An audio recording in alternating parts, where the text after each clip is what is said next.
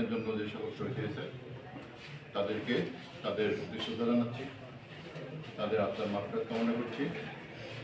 শিশু থেকে কর্মজীবী পর্যন্ত অনেক শিক্ষার্থী অনেক প্রাণের বিনিময়ে আমাদের এই নতুন বাংলাদেশ নতুনভাবে আমরা স্বাধীন হয়েছি। আমাদের বক্তব্য একটাই, বৈষম্য থাকে। হ্যাঁ, বিভিন্ন রকম বৈষম্য আছে, বিভিন্ন ধরনের বৈষম্যমূলক কথাবার্তা আমরা বলি, তাই না? এই সকল কথা যেন আমার চিন্তাতেই না আসে। আমরা অনেক সময় সাধারণ ছাত্র, তাহলে অসাধারণ ছাত্র কারা? হ্যাঁ, আমরা বলি মেধাবী ছাত্র, তাহলে মেধাহীন কারা? একই শব্দ বলা যাবে না। সবাই শিক্ষার্থী, সবাই শিক্ষা আসছে, সবাই আমরা শিক্ষক এবং দেশ গড়ার কাজে নিয়োজিত হব।